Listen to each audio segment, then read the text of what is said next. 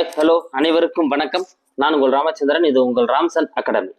நண்பர்களே, நம்ம பாருங்க, TET exam and PGTR BO எல்லா எக்ஸாமுக்கும் கவர் ஆகிற மற்ற சைக்காலஜி நம்ம வந்து பார்த்துட்டு இருக்கோம். டெய்லி 10 கொஸ்டின்ஸா. அதில் நம்ம ஆல்ரெடி வந்து பார்த்தீங்கன்னா நம்ம 2 யூனிட் பார்த்து முடிச்சிட்டோம்.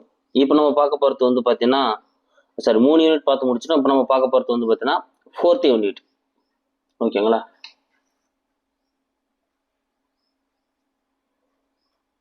ஆல்ரெடி நம்ம வந்து பார்த்தீங்கன்னா 4 யூனிட் முடிச்சிட்டோங்க.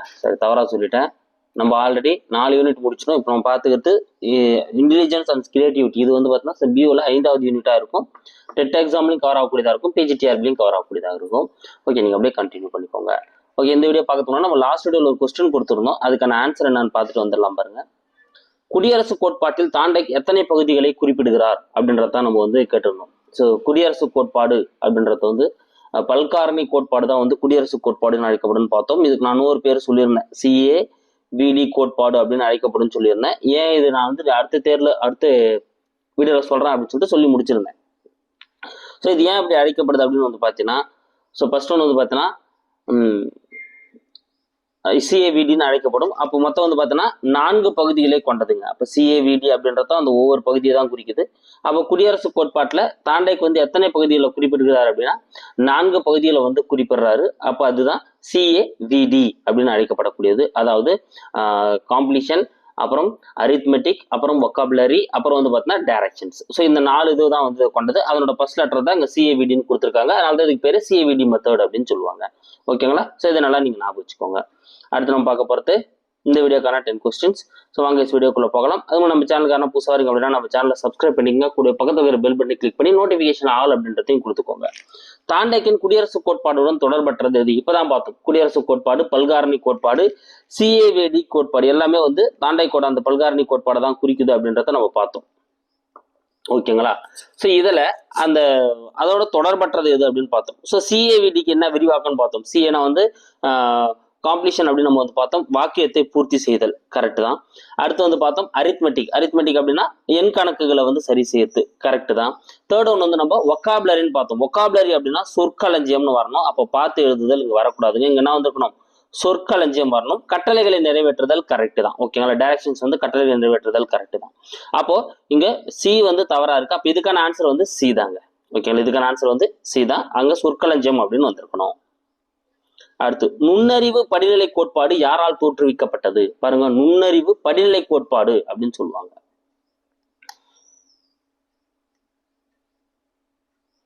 சூப்பர். யார் அப்படின்னு வந்து பாத்தீங்கன்னா சிரில்பர்ட் மற்றும் வெர்னான். சிரில்பர்ட்டும் வெர்னான் இவங்க 2 பேர் சேர்ந்து என்ன பண்ணியிருப்பாங்க? இந்த நுண்ணறிவு படிநிலை கோட்பாடை வந்து உருவாக்கி இருப்பாங்க. அப்ப நுண்ணறிவு படிநிலை கோட்பாடு யாரால் தோற்றுவிக்கப்படுது அப்படின்னா சிரில்பர்ட் மற்றும் வெர்னான் ஆகியோர்களால் தான் வந்து என்ன பண்ணப்படுதுங்க? தோற்றுவிக்கப்படுது. சிரில்பர்ட் மற்றும் வெர்னான். நுண்ணறிவை ஒரு மரத்திற்கு ஒப்பாக, அதாவது நுண்ணறிவு வந்து வளரக்கூடிய ஒரு மரத்திற்கு ஒப்பாக கூறிய கோட்பாடு. மரம் எப்படி வந்து சின்னதா வந்து கொஞ்சம் கொஞ்சமா வளருதோ நுண்ணறிவு அதே போலதான் வந்து கொஞ்சம் கொஞ்சமா மரம் வளர்ற போல வளரும் அப்படின்னு சொல்லிட்டு அந்த நுண்ணறிவு வந்து ஒரு வளரும் மரத்தோட ஒப்பிட்டு கம்பேர் பண்ணி சொன்ன கோட்பாடு எதுன்னு பார்த்தீங்கன்னா இந்த நுண்ணறிவு படிநிலை கோட்பாடு. இதை தான் யார் சொல்லியிருப்பாங்க? சிரில்பர்ட்டும் வெர்னானும் குறிப்பிட்டிருப்பாங்க. அடுத்து அடிப்படை மனத்திறன் கோட்பாடு அல்லது காரணி பகுப்பு கோட்பாடு என அழைக்கப்படுவது எது? பாருங்க, நான் 2 கொஸ்டினா கேட்காம ஒரே கொஸ்டின்ல நான் வச்சுட்டேன். ஏன்னா 2 கொஸ்டினா கேட்டிருக்கலாம், எல்லாரும் ஒரே கொஸ்டினா வச்சிடலான்னு வச்சுட்டேன். ஏன்னா ரெண்டுமே ஒன்னத்தை தான் குறிக்குது. அடிப்படை மனத்திறன் கோட்பாடு, பிரைமரி மென்டல் எபிலிட்டி தியரி, அப்புறம் ஃபேக்டர் அனலிட்டிக் தியரி அப்படின்னு சொல்லுவாங்க. காரணி பகுப்பு கோட்பாடு என அழைக்கப்படுவது எது? சூப்பர். எது அப்படின்னு வந்து பாத்தீங்கன்னா குழு காரணி கோட்பாடு. டி தாங்க இதுக்கான ஆன்சர். ஸோ குழு காரணி கோட்பாடு, குரு ஃபேக்டர் தியரி அப்படின்னு சொல்லுவாங்க. இதுதான் வந்து அடிப்படை மனத்திறன் கோட்பாடு, பிரைமரி மென்டல் எபிலிட்டி தியரி அப்படின்னு அழைக்கப்படுது. காரணி பகுப்பு கோட்பாடு, ஃபேக்டர் அனலிட்டிக் தியரி அப்படின்னு சொல்லிட்டு என்ன பண்ணப்படுது? அழைக்கப்படுது. அப்போ அடிப்படை மனத்திறன் கோட்பாடு, காரணி பகுப்பு கோட்பாடுனா குழு காரணி கோட்பாடு தான் வந்து குறிக்குது. குழு காரணி கோட்பாட்டை வெளியிட்டவர் யார்? சூப்பர். குழு காரணி கோட்பாடு யாரால் வெளியிடப்படுது அப்படின்னா அமெரிக்க உளவியலாளரான தஸ்டன் அவர்களால் தான் வந்து வெளியிடப்படுது. அப்ப C தான் இதுக்கான ஆன்சர். குழு காரணி கோட்பாடு தஸ்டன். ஸோ ஒரு டைம் உங்களுக்கு அப்படியே ரிப்பீட் பண்ற பாருங்க. ஒற்றை காரணி கோட்பாடு அல்லது முடியரசு கோட்பாடுனா ஆல்பர்ட் பீனு. இரு காரணி கோட்பாடு அப்படின்னா ஸ்பெயர்மேன். குடியரசு கோட்பாடு அப்படின்னா தாண்டைக். நுண்ணறிவு படிநிலை கோட்பாடு அப்படின்னா சிரில்பர்ட் மற்றும் வெர்னான். குழு காரணி கோட்பாடு அப்படின்னு வந்து பாத்தீங்கன்னா தஸ்டன் அப்படின்றவர் தான் வந்து குறிப்பிட்டிருப்பாரு. ஓகேங்களா? இது எல்லாத்தையும் நீங்க நல்லா ஞாபகம் வச்சுக்கோங்க. அடுத்து நுண்ணறிவு என்பது எத்தனை தனிப்பட்ட மனத்திறன்களை கொண்டது என குழு காரணி கோட்பாடு குறிக்கிறது. இப்பதான் பார்த்தோம் குழு காரணி கோட்பாடு தஸ்டன் வெளியிட்டிருப்பார்னு பார்த்தோம். இது நுண்ணறிவு மொத்தமா எத்தனை மனத்திறன்களை கொண்டதா வந்து இந்த குழு காரணி கோட்பாடு அல்லது அடிப்படை மனத்திறன் கோட்பாடு காரணி பகுப்பு கோட்பாடு சொல்லுது அப்படின்னு பார்த்தோம்னா மொத்தமா 13 மனத்திறன்களை வந்து குறிப்பிடுதுங்க. ஸோ மொத்தமா எத்தனை மனத்திறன்களை குறிப்பிடுது அப்படின்னா குழு காரணி கோட்பாடு 13 மனத்திறன்களை வந்து குறிப்பிடுது. இது நல்லா நீங்க ஞாபகம் வச்சுக்கணும். அடுத்து பாருங்க, மனிதரின் நுண்ணறிவு 7 வகையான அடிப்படை மனத்திறன்களை கொண்டது என கூறியவர். இங்க பார்த்தோம் இல்லையா? ஸோ குழு காரணி கோட்பாடு மொத்தம் 13 மனத்திறன்களை சொல்லுது. அதுல அடிப்படையான மனத்திறன்கள் வந்து 7 அப்படின்னு சொல்லிட்டு யார் சொல்லியிருப்பாருன்னா இந்த தஸ்டன் தான் எதில் குழு காரணி கோட்பாடுல சொல்லியிருப்பாரு. அப்ப எல்லாத்தையும் ஞாபகம் வச்சுக்கணும். குழு காரணி கோட்பாடு தஸ்டன் வெளியிட்டிருப்பாரு. அதுல 13 மனத்திறன்கள் சொல்லப்படுது. அந்த 13ல எத்தனை அடிப்படையானதா கருதப்படுதுன்னா 7 வந்து அடிப்படையானதா கருதப்படுது. எது அப்படின்னு பார்த்தோம்னா சொல்லாற்றல், சொல் வேகத்திறன், எண்ணாற்றல், இட ஆற்றல், நினைவாற்றல், புலன்காட்சி திறன், ஆராய்ந்தறியும் திறன். இந்த 7மே வந்து அடிப்படையான ஒரு மனத்திறனை வந்து தஸ்டன் வந்து குறிப்பிட்டிருப்பாரு. அடுத்து, தற்போது எத்தனை அடிப்படை குழு காரணி திறன்கள் உள்ளன? இதாங்க ரொம்ப முக்கியம். ஸோ முதல்ல 7 அடிப்படை திறன்கள் தான் வந்து சொல்லப்பட்டது. ஆனா இப்போ இந்த குழு காரணி கோட்பாட்டுல எத்தனை இருக்கு அப்படின்னா மொத்தம் 9 வந்து இருக்குங்க. அப்ப பி தான் இதுக்கான ஆன்சர். ஏன் அப்படின்னு வந்து பார்த்தீங்கன்னா லாஸ்டா இருக்கக்கூடிய அந்த ஆராய்ந்தறியும் திறன் ரீசனிங் எபிலிட்டியை வந்து 2ஆ பிரிச்சிருக்காங்க. இண்டக்டிவ் ரீசனிங் அப்படின்னும் டிடெக்டிவ் ரீசனிங், அதாவது பகுப்பாய்வு திறன் தொகுப்பாய்வு திறன் சொல்லிட்டு அதை 2ஆ பிரிச்சிருக்காங்க. ஓகேங்களா? அப்போ அது 7 8ஆ மாறிச்சுங்களா? அதுக்கப்புறம் ஒன்று எக்ஸ்ட்ரா சேர்த்திருக்காங்க, பிரச்சனைக்கு தீர்வு காணுதல், ப்ராப்ளம் சால்விங் அப்படின்றத 9வது அடிப்படை திறனா வந்து சேர்த்திருக்காங்க. அப்ப இப்போ 9 இருக்கு. அப்ப மொத்தமா ஞாபகம் வச்சுக்கோங்க, குழு காரணி கோட்பாட்டுல மொத்த மனத்திறன்களா சொன்னது 13. ஆரம்பத்துல அதுல 7 இருந்தது. இப்போ எவ்வளவு இருக்குன்னா 9 இருக்கு. இப்ப கிளியர் ஆயிட்டு இருக்கும் உங்களுக்கு. இது எல்லாமே தஸ்டன் தான் வந்து குறிப்பிட்டிருப்பாரு. அடுத்து, முப்பரிமாண நுண்ணறிவு கோட்பாடு கட்டமைப்பு கோட்பாட்டை வெளியிட்டவர் யார்?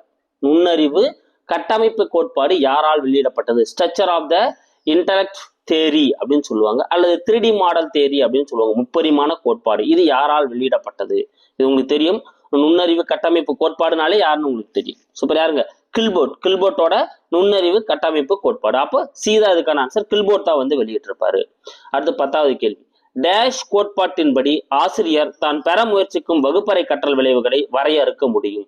ஸோ எந்த கோட்பாட்டின்படி ஒரு டீச்சர் வந்து அந்த லேர்னிங் அவுட்கம், கிளாஸ்ல வந்து அவுட்கம் எந்த அளவுக்கு இருக்கு, எந்த அளவுக்கு நம்ம லேர்ன் பண்ணியிருக்கோம், எந்த அளவுக்கு நம்ம சொல்லி கொடுத்துருக்கோம், அதனோட அவுட்கம் எப்படி இருக்குன்றத வந்து வரையறுக்க முடியும் அப்படின்னு சொல்லிட்டு எந்த கோட்பாட்டின் மூலமா வந்து குறிப்பிடுறாங்க அப்படின்னா நுண்ணறிவு கட்டமைப்பு கோட்பாடு. எதுங்க? சி தான் இதுக்கான ஆன்சர். நுண்ணறிவு கட்டமைப்பு கோட்பாட்டின் அடிப்படையில தான் என்ன பண்ண முடியும்? வரையறுக்க முடியும். அப்ப சி. ஓகே, இது 10 கொஸ்டின்ஸை வேகமாக உங்களுக்கு ஒரு ரிவிஷன் கொடுத்துட்றேன். தாண்டைக்கு வந்து குடியரசு கோட்பாடு தொடர்பற்றது வந்து பார்த்த எழுதல் வரக்கூடாது. அங்கே என்ன வந்திருக்கணும்? சொற்களஞ்சியம் வந்திருக்கணும். நுண்ணறிவு படிநிலை கோட்பாடு வந்து சிறில்பட்டும் வெர்னனும் வெளியிடுறாங்க. நுண்ணறிவு வந்து ஒரு மலத்திற்கு ஒப்பா சொல்லப்பட்டது வந்து நுண்ணறிவு படிநிலை கோட்பாட்டில் தான்.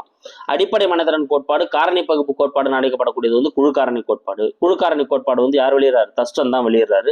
அதுல மொத்த மனதிறனா வந்து 13 சொல்றாங்க. அதுல அடிப்படையா 7 சொன்னவர் வந்து தஸ்டன் வந்து 7 தான் சொல்றாரு. தற்போது அதுல 9 வந்து மாற்றப்பட்டிருக்கு. முப்பரிமாண நுண்ணறிவு கட்டமைப்பு கோட்பாடு வந்து யார் வெளியிடுறாருன்னா கில்பர்ட் வந்து வெளியிடுறாரு. ஒரு ஆசிரியர் வந்து லேர்னிங் அவுட்கமை வந்து எந்த கோட்பாட்டு மூலம் வந்து கொண்டு வர முடியும் அப்படின்னா நுண்ணறிவு கட்டமைப்பு கோட்பாடு, அதாவது முப்பரிமாண கொள்கை மூலமா கொண்டு வர முடியும். கில்பர்ட் தான். ஓகேங்களா? சரிங்க, இந்த வீடியோக்கான உங்களுக்கான கேள்வி பாருங்க. கில்பர்ட்டின் நுண்ணறிவு கோட்பாட்டில் தற்போது எத்தனை கூறுகள் உள்ளன? நல்லா புரிச்சுக்கணும். தற்போது எத்தனை கூறுகள் உள்ளன அப்படின்றத வந்து உங்களுக்கான கேள்வி. ஸோ அப்போ கில்பர்ட்டோட நுண்ணறிவு கூறுல இப்போ எத்தனை திறன்கள் எத்தனை கூறுகள் வந்து வைக்கப்பட்டுள்ளது அப்படின்றத உங்களுக்கான கேள்வி. ஸோ இது 4 ஆப்ஷன்ஸ் இருக்கு. இதுக்கான ஆன்சர் என்ன வரும் அப்படின்றத கமெண்ட்ல சொல்லுங்க. இல்லை நெக்ஸ்ட் டே வெயிட் பண்ணுங்க, நாளைக்கு ஒரு இதுக்கான எக்ஸ்பிளேஷனோட கொடுத்துறேன். Thank you guys. அடுத்த வீடியோ வந்து நான் சந்திக்கிறேன். நம்ம சேனலுக்கான புதுசு வந்து நம்ம சேனல் சப்ஸ்கிரைப் பண்ணுங்க. பக்கத்துல பெல் பட்டன் கிளிக் பண்ணி நோட்டிஃபிகேஷன் ஆல் அப்படின்றதையும் கொடுத்துக்கோங்க. Thank you guys.